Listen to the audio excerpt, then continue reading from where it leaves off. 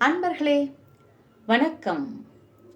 பாண்டவர்கள் ஐவரும் குந்தியும் இடும்பியும் சாலிகோத்திர ஆசிரமத்தில் சாலிகோத்திர முனிவரைக் கண்டு தரிசித்தார்கள். கீழே விழுந்து சாஷ்டாங்கமாக வணங்கி எழுந்தார்கள். முனிவரும் அவர்களை ஆசீர்வதித்து யுதிஷ்டிரனை பார்த்து, தர்மபுத்திரா, நீயும் உன் தாயும் உன் தம்பிகளும் எந்த காரணத்திற்காக இங்கே வந்திருக்கிறீர்கள் என்பதை நான் அறிவேன். ஆகையால் இந்த வனத்திலே உங்களுக்கு இஷ்டமான இடத்திலே குடில் அமைத்துக்கொண்டு நீங்கள் விரும்பிய வண்ணம் வாழலாம். நான் உங்களுக்கு எப்பொழுதும் வழிகாட்டுவேன் என்று கூறினார். தர்மபுத்திரன் அந்த முனிவரை மீண்டுமாக கையெடுத்து வணங்கி, சுவாமி, நீங்கள் எங்களுக்கு ஆதரவு அளித்து இம்மட்டும் எங்களுக்கு அருள்பாலித்த இந்த செயலுக்காக நாங்கள் கடமைப்பட்டிருக்கின்றோம். அது மட்டுமல்ல முனிவரே, நாங்கள் இங்கே ஆழ்வதற்கு வழிகாட்டியாக நீங்கள் இருக்கிறேன் என்று சொல்லியிருக்கிறீர்கள். நாங்கள் எவ்வளவு பெரிய பாக்கியவான்கள் தெரியுமா என்று கூறியதோடு, நாங்கள் உயிருள்ளவரை இந்த நன்றியை ஒரு நாளும் மறக்க மாட்டோம் என்று கூறினான். முனிவர் சிரித்துக்கொண்டே, தர்மபுத்திரா, நீங்கள் இங்கே வாழ்வதுதான் சிறந்தது. உங்களுக்கு விருப்பமான இடத்தில் நல்லபடியாக குடிலை அமைத்துக் கொள்ளுங்கள். அதற்கு இதோ இருக்கிறாளே இடும்பி உங்களுக்கு உதவி செய்வாள் என்று கூறினார். கூறியவர், நான் என்னுடைய கடமைகளை செய்வதற்கு செல்கிறேன், நீங்கள் நலமோடு இருங்கள் என்று கூறி அந்த இடத்தை விட்டு சென்றார். இடும்பியானவள் வணங்கினாள். வணங்கியவள் பாண்டவர்களையும் தாய் குந்தியையும் நோக்கி, நீங்கள் இந்த இடத்திலேயே இருங்கள். இதோ ஒரு நொடிப்பொழுதில் நான் சென்று இங்கே குடில் அமைப்பதற்குரிய பொருட்களையெல்லாம் கொண்டு வருகிறேன் என்று சொன்னவள் விரைந்து சென்றாள். மிக விரைவாக திரும்பியவள் அந்த இடத்திலே அற்புதமாக மிக அழகான ஒரு குடிலை அமைத்தாள். இதை கண்ட மாத்திரத்திலே குந்தி மகிழ்ச்சி அடைந்து கமலிகையை ஆற தழுவிக்கொண்டாள். தழுவிக்கொண்டவள், அம்மா, நீ பகல் பொழுதிலே நாங்கள் சொன்னவாறு இந்த பீமனோடு மகிழ்ச்சியோடு வாழ்வாயாக. இரவிலே இங்கே கொண்டு வந்து எங்களை காப்பதற்கு இவனை விட்டுவிட்டு செல்ல வேண்டும் என்று அவளை பார்த்து கூறினாள். அவளும் அதை ஏற்றுக்கொண்டாள்.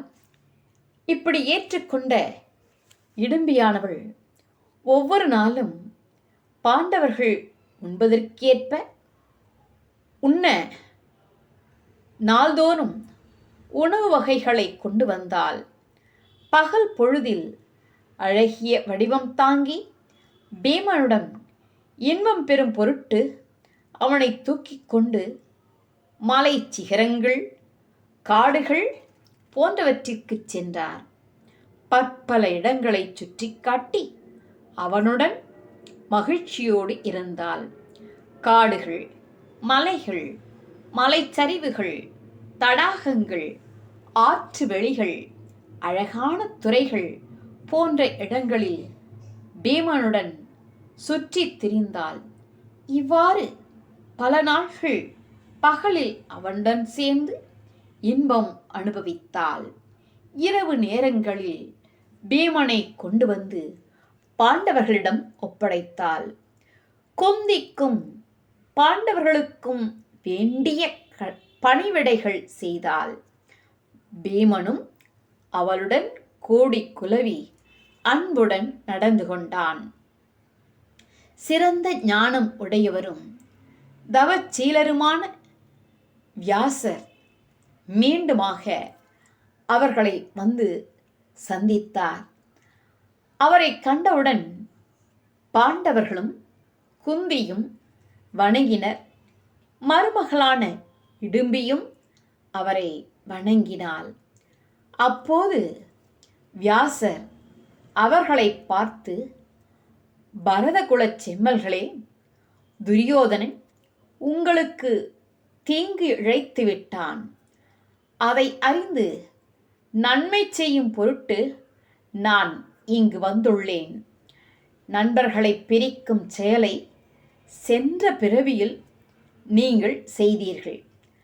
அதன் வினை பயனை தற்போது அனுபவிக்கின்றீர்கள். எனவே கவலைப்பட வேண்டாம். கொஞ்சம் நாட்களில் பழைய நிலையை திரும்பவும் நீங்கள் அடைவீர்கள். அதுவரை பொறுத்திருங்கள். நாட்டை அடையலாம். உங்களிடம் அன்பு கொண்டுதான் இங்கு வந்தேன்.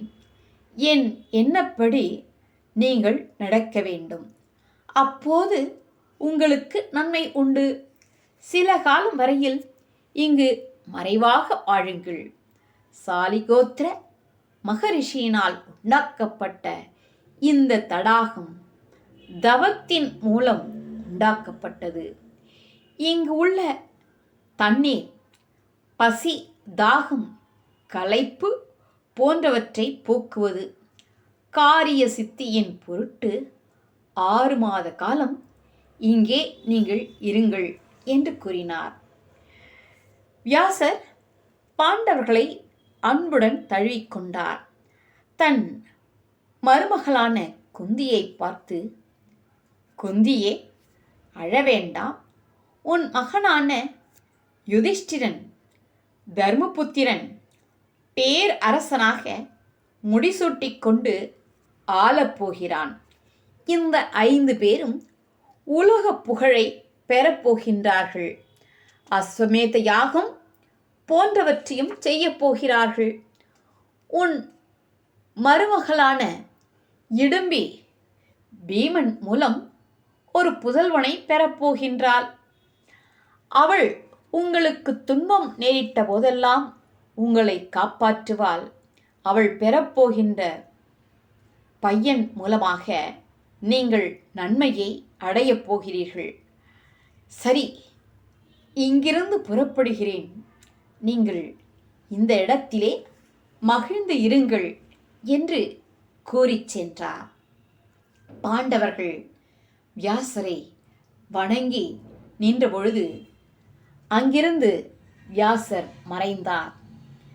பாண்டவர்கள் காய், கனி போன்றவற்றை சாப்பிட்டார்கள். மரத்தின் அடியிலேயே இடும்பி அமைத்து கொடுத்த குடிலிலே வாழ்ந்தார்கள். தங்கள் துன்பத்தை மறந்திருந்தார்கள். 6 மாத காலம் ஓடியது. பீமனும் இடும்பியும் இன்பமாக வாழ்ந்தார்கள். 7 மாத காலம் சென்ற பின்னர் இடும்பிக்கு ஓர் ஆண் குழந்தை பிறந்தது. அரசர்களுக்குரிய தன்மையின்படி அவள் கருவுற்றால். உடனேயே குழந்தையும் பிறந்தது. அந்த குழந்தை பிறந்தவுடன் அரக்கத்தன்மையை பெற்றிருந்தது.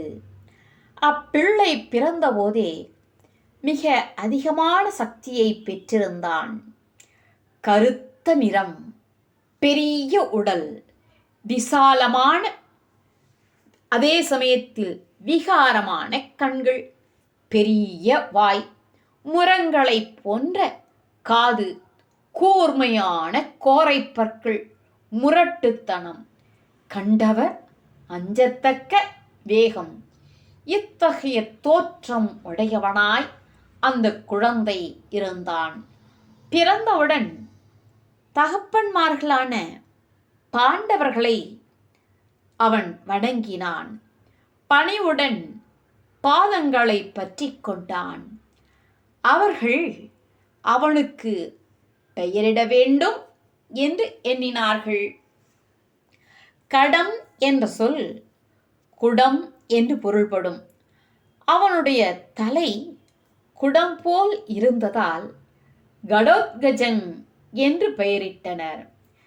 கடோத்கஜன் பாண்டவர்களிடம் அன்புடையவனாய் இருந்தான். ஒரு நாள் குந்தியையும் பாண்டவர்களையும் கடோத்கஜன் வணங்கினான். பெரியோர்களான உங்களுக்கு நான் என்ன செய்ய வேண்டும்? கட்டளை இடுங்கள் என்று கூறினான். அன்பர்களே, தொடர்ந்து கேளுங்கள். சந்திப்போம். நன்றி, வணக்கம்.